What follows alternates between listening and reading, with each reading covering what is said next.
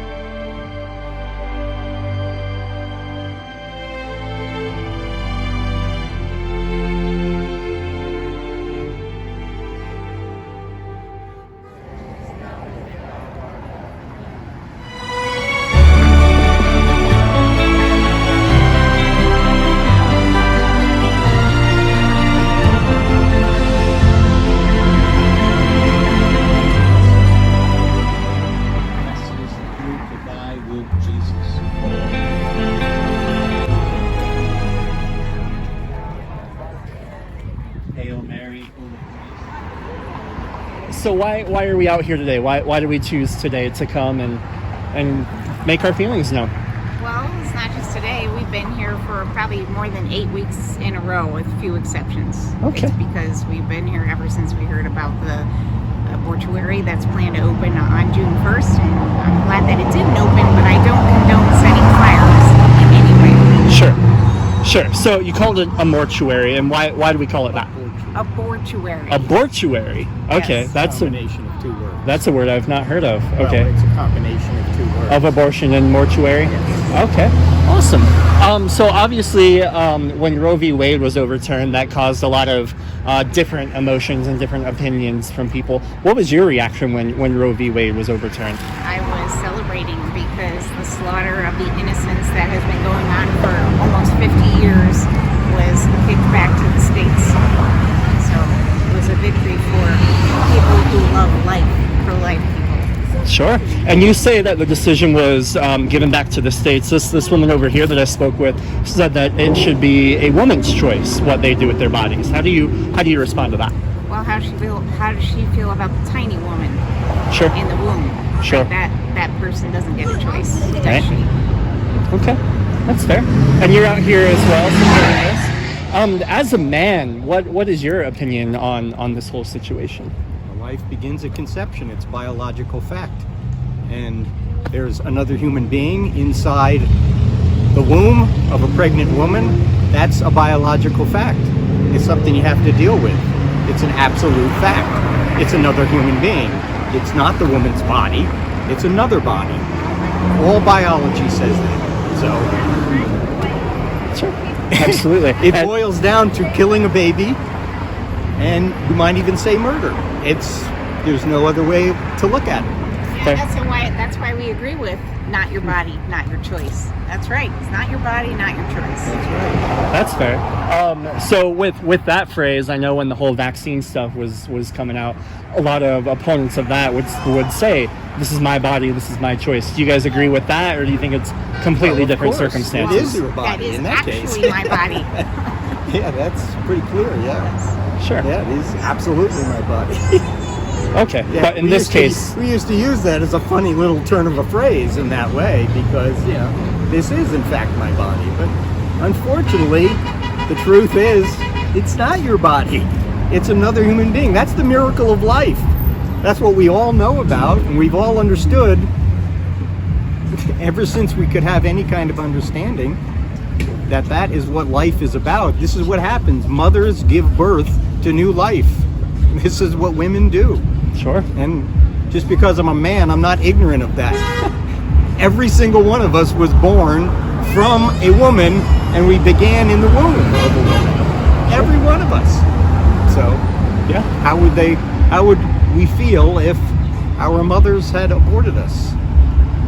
Right.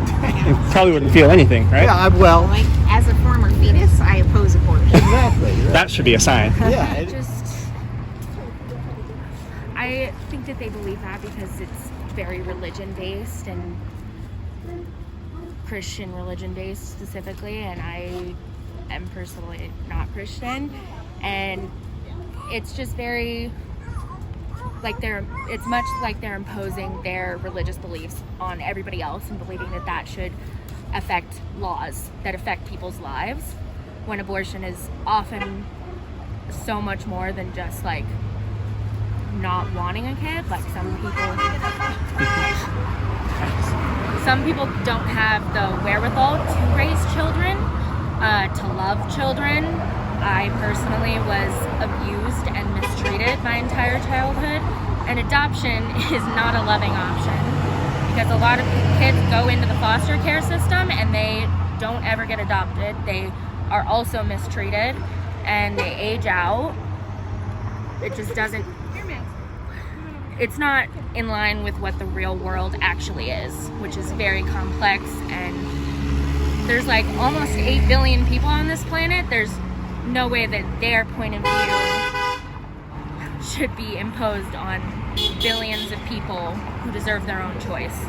Sure. So we're just trying to be here in front of the clinic and supporting our viewpoint. And Sure. And what is your viewpoint? our viewpoint is that there shouldn't be legislation banning our right to make choices for ourselves and our families. Sure. Absolutely. And so what was your reaction when Roe v. Wade was overturned, and especially when Governor Gordon, signed that trigger law? What was your immediate reaction, and what's your reaction now after months of thinking about it? Well, there were a lot of emotions, but I was heartbroken and fearful of what that means for other women. So my story is that my husband and I had to terminate a wanted pregnancy for medical reasons. And so from that standpoint, I realized that this is absolutely a family's decision and a woman's decision. And if somebody's not willing or able to carry a pregnancy to term, the government doesn't have the right to force that woman to do so. And because pregnancy is absolutely a medical condition, there are a lot of different factors and conditions that go along with that, and things can happen at any moment. And so that decision needs to be kept between a patient and their doctor. And that's the only way it should be, and there should never be legislation limiting a person's choices when they find themselves in the most difficult of circumstances. Sure. So now, with your new position, if you get it back in November, what are some of the things that you're going to do to help sustain this pro-life? Well, I think that the trigger law needs to be strengthened. How so? Well, there shouldn't be any ambiguity what the life of the mother, that kind of thing. We need to shore up some of the things that the radical judge in Jackson said were ambiguous about the law, so that there's no question. This clinic is not just doing abortions. They also plan to do gender therapy, which taken to its extreme is a mutilation of children's bodies. So I also oppose that. Okay. I didn't know that about this clinic, so that's a whole nother issue as well. I'm assuming we're against that as well. Probably. Well, I mean, certainly for children, right? If you're over 18, do what you want with your own body. Right. Right? So proponents of gender therapy or gender conversion would say that, if I'm a 9, 10, 11, 12-year-old boy that has never felt comfortable like in that or with that position, I feel much more comfortable identifying as a girl. Is that something that you're like, well, you're not old enough, you're not mature enough, you don't know actually? Is that? Well, it's just like abortion. Biological fact is that life begins at conception. Biological fact is that you're either a male or a female. You either have XX or XY, with very few exceptions. Yeah. You're not going to ever be happy. There also has been, I've listened to many that have been transgender and gone through the therapy, and now they're saying, I wish I would have stayed back to what I was in my God-given sex. Most young people, given enough time, come to accept the biological reality of their body and grow to accept that. Okay. And actually love and cherish it. Yeah, you're never going to be happy if you keep denying reality. And reality is we're born male or female. It's just reality. You might not be happy with the way you look, but unfortunately, people were born. You know, we might not be happy that we lose our hair at a certain point, but you do. I'm not you know? happy about that. Oh, okay. So whatever, you know, some people are. So, but it's a fact that you were born either male or female, and you have to come to grips with that. However that, you know, however you have to do it. You guys obviously, you know, both groups have different viewpoints. That was a close one. You guys have different viewpoints. But you are standing out here. You're not, you know, at fisticuffs. You're not yelling at each other. You're both sides are silently protesting. You said you're not endorsing setting buildings on fire.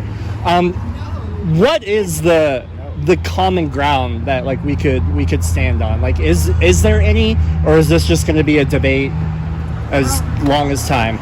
If you can't agree that life begins at conception, there really is no common ground. Sure. Either life begins at conception or it doesn't. Is there any sort of like common ground that we can meet at? Is there any middle that we can meet at? Or at least even just have a discussion. This is what we believe. Why do you believe what you believe? Anything like that? I mean, to an extent, like we're all here on the same street, confusing passersby. But largely, for me, that's kind of the extent of it. And that's just kind of it for